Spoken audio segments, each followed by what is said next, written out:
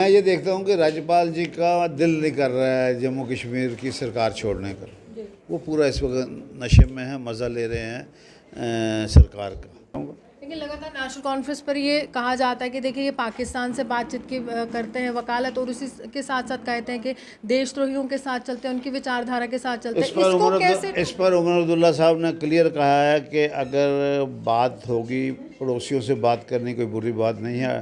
रहते कि बाहरी और स्थानीयों का काफ़ी ज़्यादा मतभेद करते हैं कि ये यूपी बिहार से है, इसको हक हकूक दिला दिए भाजपा ने और स्थानीय लोग रह गए। तो ये कहते हैं कि देश तो एक है, तो ये बाहरी और अंदरी का क्या भेद? थोड़ी देर ठहरो, ये कैमरा लेके वही लोग आए होंगे, आप शायद अंदर भी नहीं आ सकेंगे, ऐसा माहौल बनने वाला है। लेकिन आपको इतना डर क्यों है यूपी बिहार? हमको कोई डर नहीं किसी से, हमको किस बात का डर है?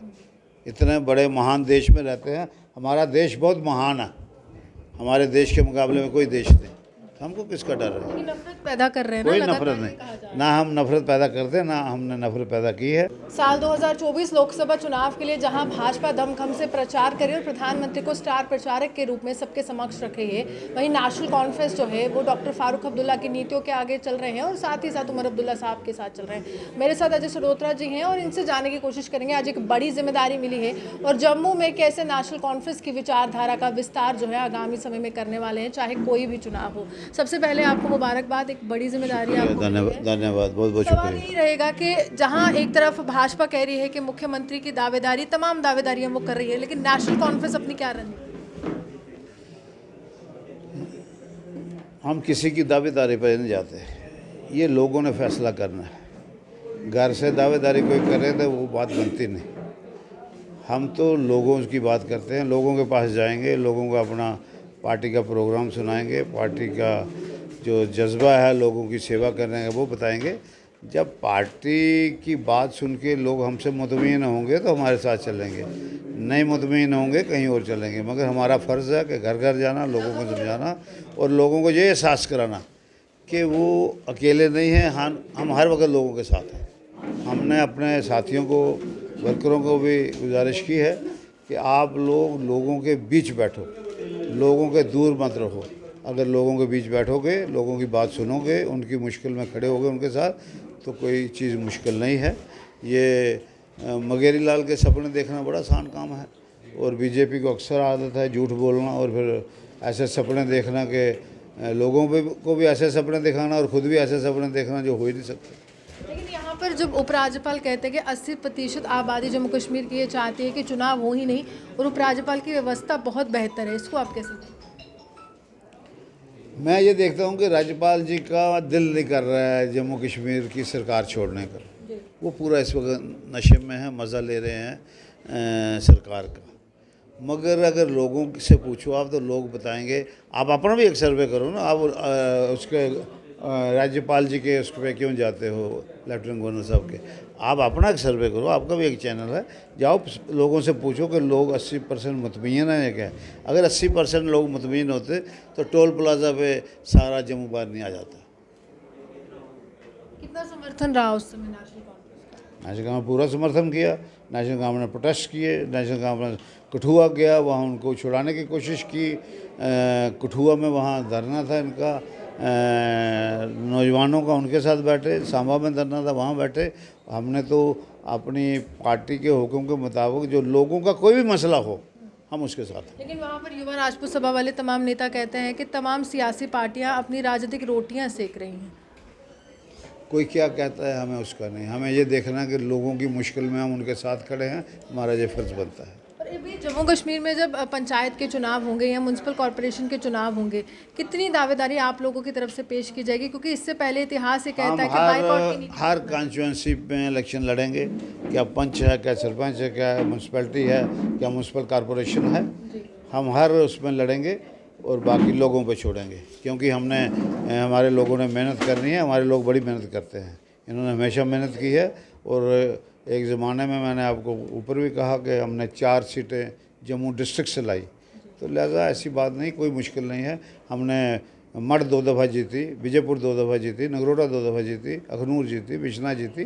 कोई ऐसी मुश्किल बात नहीं है कोई कहे कि भाई बीजेपी है। ठीक है, बीजेपी है, उसको जगह बनाने की ज़रूरत है, उसको जिसको अंग्रेज़ी में कहते हैं we have to break the ice. ताकि हम जाके लोगों के पास पहुंच सकें। वो जो उन्होंने झूठी दीवार बनाई है उसको हम गिरा के, झूठ में क्या क्या झूठ लगता है आपको? सच क्या लगता है आपको वो मुझे बताओ, एक चीज़ सच बताओ, मैं मान जाऊँगा। लेकिन लगातार नेशनल कॉन्फ्रेंस पर ये कहा जाता है कि देखिए ये पाकिस्तान से बातचीत की करते हैं वकालत, और उसी के साथ साथ कहते हैं कि देशद्रोहियों के साथ चलते हैं, उनकी विचारधारा के साथ चलते हैं। इसको कैसे? इस पर उमर अब्दुल्ला साहब ने क्लियर कहा है कि अगर बात होगी, पड़ोसियों से बात करनी कोई बुरी बात नहीं है। अटल बिहारी वाजपेयी साहब भी ये कहा करते थे कि पड़ोसी जो होता है वो अपने रिश्तेदार से ज़्यादा होता है।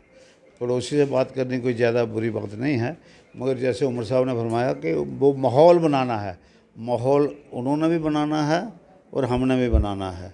ये दोनों मुल्क पहले माहौल बनाएंगे, फिर बैठ के बात करेंगे, और बात करने का नतीजा ये होगा कि अमन आएगा, वंस फॉर ऑल जो आना चाहिए। और एक और सवाल है कि आप पर ये आरोप लगते रहते हैं कि बाहरी और स्थानीयों का काफ़ी ज़्यादा मतभेद करते हैं कि ये यूपी बिहार से है, इसको हक हकूक दिला दिए भाजपा ने और स्थानीय लोग रह गए। तो ये कहते हैं कि देश तो एक है, तो ये बाहरी और अंदरी का क्या भेद करते हैं? महाराजा साहब ने यहाँ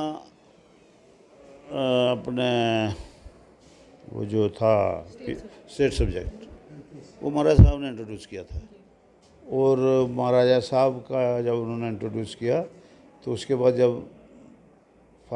शेख अब्दुल्ला साहब prime minister of Jammu Kashmir बने तो उनके आगे वो रखा गया, भाई ये कानून चल रहे हैं, आप बताइए कौन से रखने हैं कौन से छोड़ने हैं। तो शेख अब्दुल्ला साहब ने उसको अहमियत दी, भाई नहीं ये ज़रूर रखना जो स्टेट सब्जेक्ट है। तो स्टेट सब्जेक्ट क्यों बना था? इसलिए बना था कि लोगों के हकूक़ महफूज किए जाएँ, लोग यहाँ अपना काम कर सकें, नौकरी कर सकें, ज़मीनों की देख रेख कर सकें। कोई अगर सरकार की तरफ से कोई गरीबों को मुराद मिलती है तो रियासत के गरीबों को मिले। अगर आपको हमारी बात बुरी लगती है, थोड़ी देर ठहरो, ये कैमरा लेके वही लोग आए होंगे, आप शायद अंदर भी नहीं आ सकेंगे, ऐसा माहौल बनने वाला है। लेकिन आपको इतना डर क्यों है यूपी बिहार? हमको कोई डर नहीं किसी से, हमको किस बात का डर है? इतने बड़े महान देश में रहते हैं, हमारा देश बहुत महान है, हमारे देश के मुकाबले में कोई देश नहीं, हमको किसका डर है? लेकिन नफरत पैदा कर रहे हैं कोई ना, नफरत नहीं, ना हम नफरत पैदा करते हैं, ना हमने नफरत पैदा की है। क्योंकि सवाल ये कि जम्मू 47 कश्मीर में का युवा भी बाहर जाता है। आपको छोटी है ना, आपको पता नहीं ना, 47 में शेख अब्दुल्ला साहब ने नारा दिया था हिंदू मुस्लिम से किताल। हम आज भी उस नारे पे चलते हैं, शेर कश्मीर का क्या इरशाद, हिंदू मुस्लिम से किताल। तो जो लोग ऐसे नेगेटिव कहते हैं जिन नेशनल गवर्नमेंट ये करे, नेशनल गवर्नमेंट के खिलाफ प्रोपेगेंडा क्या करना है? कुछ ना कुछ तो बोलना है मुखालिफ पार्टियों ने। हमने इतनी देर सरकार की कोई स्कैम कोई नहीं कह सकता। यहाँ डबल इंजन सरकार है, आपके सब इंस्पेक्टर में कितना स्कैम हो गया, आपके अकाउंट्स असिस्टेंट में कितना हो गया, आपके टीचर में, आपके फायर सर्विस में कितना हो गया, लाखों रुपए का। बड़ी मुश्किल से लोग बच्चों को पढ़ाते हैं, पेट पे पत्थर रख के बच्चे को पढ़ाना पड़ता है। मगर जब उनको बच्चे आके तंग करते हैं कि आप इतने पैसे लगते हैं तो मैं बन जाऊंगा, सब इंस्पेक्टर बन जाऊंगा, लोगों ने ज़मीनें बेच दी, अपने घर बेच दिए, खुद किराए पे चले गए कि बच्चे का कहीं दिल ना टूट जाए। वो पैसा भी गया, नौकरी भी गई, और लोग नौजवान जो है आज फ्रस्ट्रेट कर दिया। आगामी समय में सरोदरा साहब हम आपको विधायक के रूप में आप दिखेंगे हमें, या कुछ और बड़ी जिम्मेदारी जो आप निभा सकते हैं? क्योंकि चुनाव जो है वो सर पर है और लगातार हम 3 दफ़ा विधायक रहे हैं, 2 दफ़ा MLA रहे हैं, 1 दफ़ा MLC रहे हैं, तकरीबन 10 साल मिनिस्टर रहे हैं। तो हमको पार्टी जो हुक्म करेगी, हम पार्टी के सिपाही हैं। फारूक अब्दुल्ला, उमर अब्दुल्ला साहब जो हुक्म करेंगे, अगर हमको कहेंगे कि आपने शेर कश्मीर भवन में यहाँ संतरी का काम करना है, हम संतरी का काम करेंगे, कर लेंगे। बिल्कुल। इतना भरोसा है? पार्टी हाईकमांड का हुक्म है, हुक्म के मुताबिक चलना है। और मुख्यमंत्री की दावेदारी नेशनल कॉन्फ्रेंस से कौन पेश करेगा, फारूक साहब या उमर साहब? ये हमारी खुशकिस्मती है कि हमारे पास बड़ी कदावर लीडरशिप है। इतनी कदावर लीडरशिप किसी पार्टी के पास नहीं है। फारूक अब्दुल्ला साहब का कद देख लो, उमर अब्दुल्ला साहब का कद देख लो। कंटिन्यूसली 6 साल उमर साहब ने मिनिस्ट्री की, फारूक साहब ने 5 दफ़ा हलफ लिया। आपके ये अगर आप 96 के बाद देखो तो 2002 में मुफ्ती साहब की सरकार बनी, 3 साल के बाद वो चले गए। आज़ाद साहब की बनी, 3.25 साल के बाद वो चले गए। उसके बाद फिर हमारी बनी, हमने 6 साल निकाले। 96 में 6 साल निकाले, उसमें हमारी लीडर बड़ी कदावर लीडरशिप है। और इस बार कुछ ऐसी भी कयास लगाई जा रही कि आने वाले समय में अगर विधानसभा का चुनाव होता है तो एक कोलिशन भाजपा और नेशनल कॉन्फ्रेंस में भी देखा जाएगा, ये भी कुछ सवाल उठाए जा रहे हैं। देखो बात यह है कि नेशनल कॉन्फ्रेंस इतनी बड़ी पार्टी है, जो लोग अपनी हार महसूस कर चुके हैं वो लोगों में कहते हैं हम नेशनल कॉन्फ्रेंस के साथ सरकार बनाएंगे। नेशनल कॉन्फ्रेंस इंडिपेंडेंट सरकार बनानी है और आप देखेंगे हमारी कैसी अच्छी सरकार चलेगी। बुपकार का क्या होगा? जो बुपकार अलायंस है, क्या पीडीपी के साथ वहाँ पर गठबंधन नहीं होगा विधानसभा? जब इलेक्शन होगी उस वक्त देखेंगे। आज क्या कहना है, लेकिन आज उम्मीद पूरी है कि नेशनल आज क्या कहना है मुझे बताओ ना। इलेक्शन तो कहीं है नहीं। मतलब जब आपको कोई दरिया क्रॉस करना हो या नाला क्रॉस करना हो, फिर उस वक्त आपको देखना पड़ता है अब इस वक्त कैसे क्रॉस करना है। तो जैसे आप अभी वो कहते हैं ना, डोगरी में कहते हैं कि वो दरिया दी छेड़ा जुतियाँ खुली उड़ियाँ। मतलब दरिया की आवाज़ आ रही थी, वो ऊपर उधमपुर से कोई कह रहा था भाई दरिया का पानी आ गया, तो हम इधर ही चप्पलें खोल के इधर भागने शुरू कर दिए। तो ऐसी बात नहीं, इतनी जल्दी कुछ कहना मुनासिब नहीं होता। मौके पर आप देखेंगे और आपके सामने सारी बात आएगी। 2024 के लिए इंडिया गठबंधन वर्सेस प्रधानमंत्री चल रहा है इस समय। तो प्रधानमंत्री लगातार ये कह रहे हैं कि देखिए इंडिया गठबंधन में तमाम लोग भ्रष्टाचारी हैं, भ्रष्ट नेता हैं और भ्रष्ट नेताओं का गठबंधन है। इस बयान को कैसे देखते हैं? जहाँ डबल इंजन सरकार है यहाँ भी माना जाता है बीजेपी की सरकार है, केंद्र से चल रहा है। एलजी की सरकार बीजेपी की सरकार है। यहाँ कितने गपले हुए रिक्रूटमेंट में, वो किस मुंह से कहते हैं। जब बातें करेंगे तो फिर और बातें निकलेंगी।